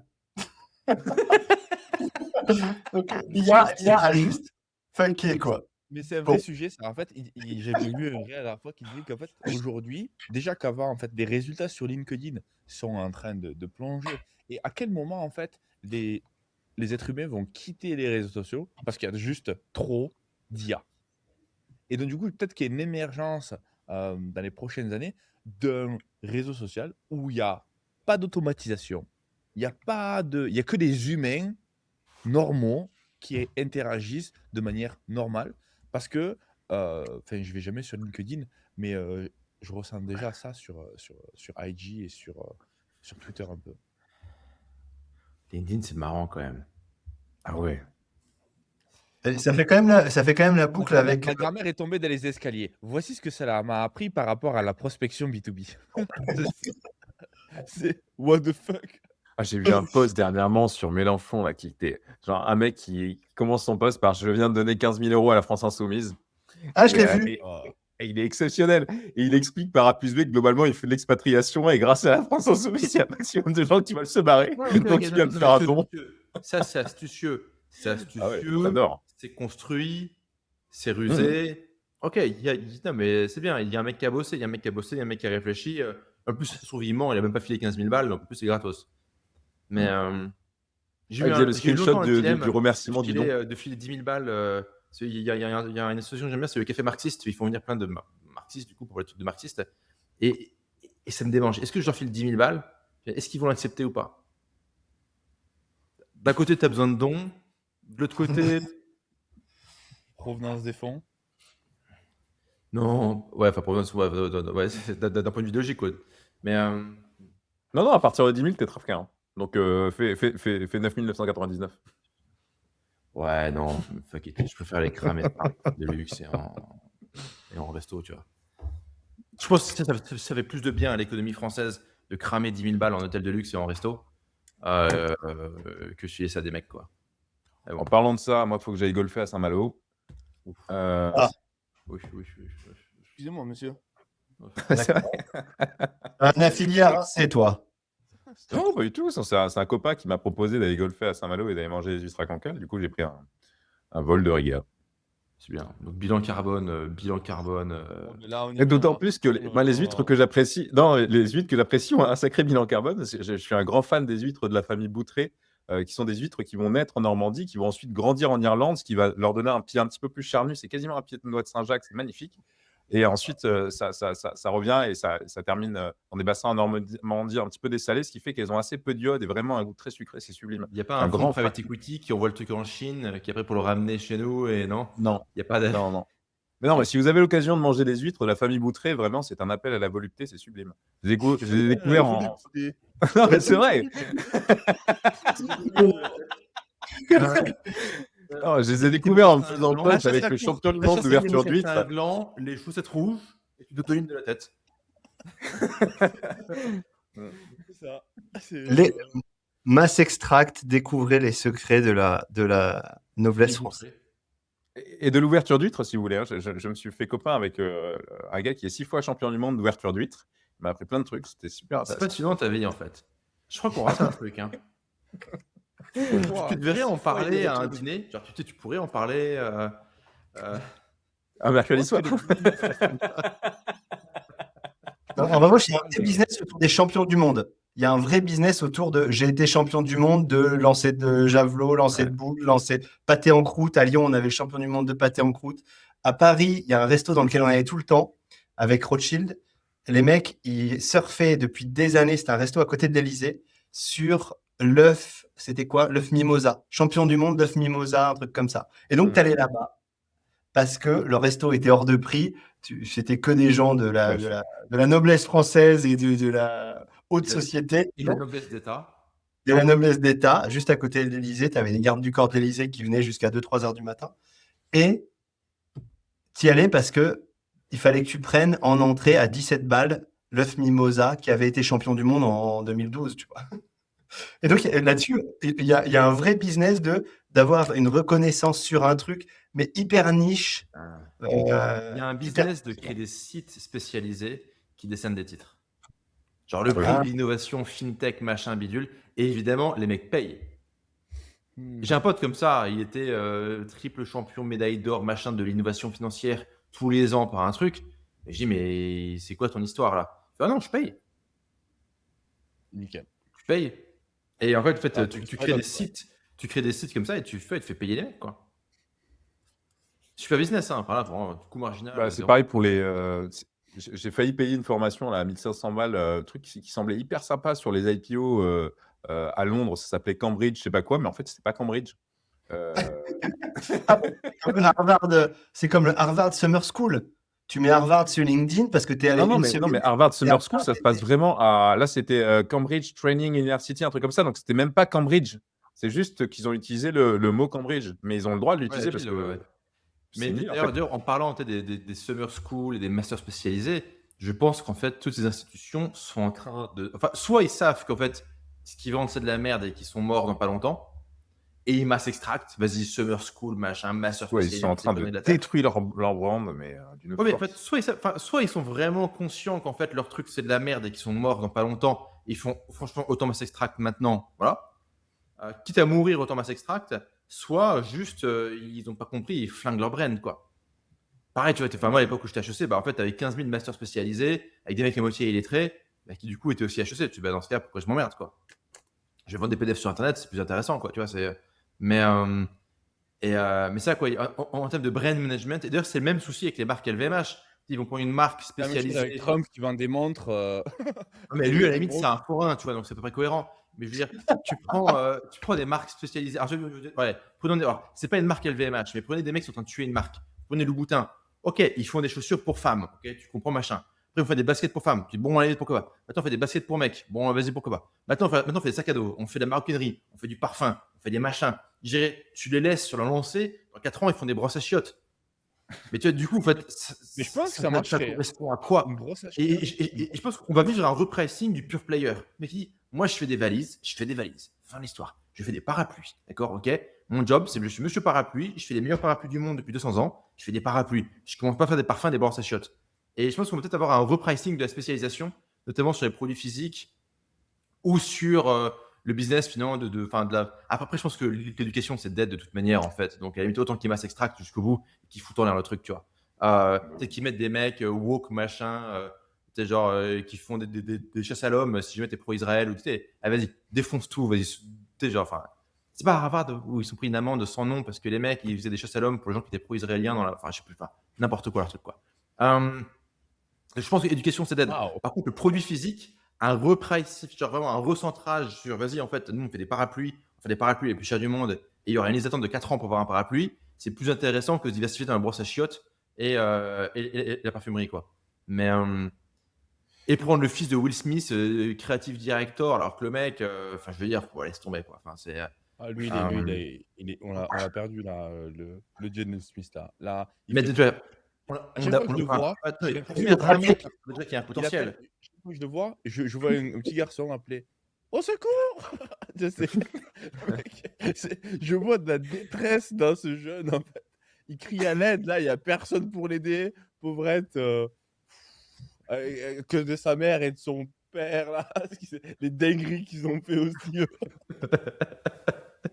T'as vu que son Bon, père, en bref. fait, sa femme, sa mère, couchait avec son meilleur ami pendant plus de 4 ou 5 ans.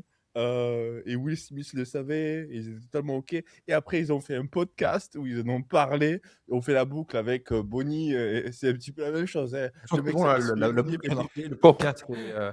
Bon, alors ça, j'ai vraiment 10 Rémi, 000 c'est trop de plaisir qui m'attendent, moi. Vous l'avez vu la vidéo ou pas? Vous l'avez vu la vidéo ou pas? Non. Vous Non, n'avez mais pas sinon, vu mec. la vidéo où Will Smith parle à sa femme et en fait, il lui dit, et c'est lunaire. Pendant 30 minutes, elle est là, il dit ouais, mais j'étais dans une faiblesse, je me sentais pas bien, j'ai eu une aventure. Et le mec, Will Smith, il était en train de dire oui, non, mais je comprends. Elle était en train d'expliquer qu'elle sautait le meilleur pote de son fils pendant des Oui, années. Trop arrête. Peut-être qu'il joue la montre. Peut-être qu'il joue la montre. Il n'a pas fait de prenup. Il n'a pas fait de prenup. C'est tendu. Donc, peut-être qu'il joue la Ouais. carte. Oui. Après, il crée une fondation dans laquelle il met tout l'argent du couple. Fondation dont il a le contrôle de facto.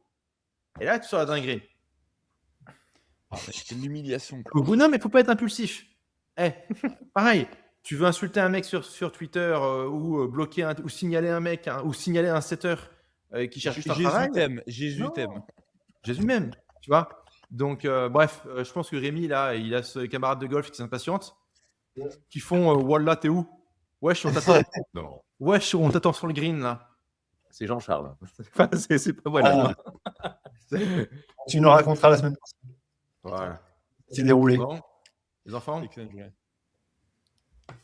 ça t'a fait Un plaisir, Merci. comme d'habitude. À plus. À Ciao. plus. Merci. Bye.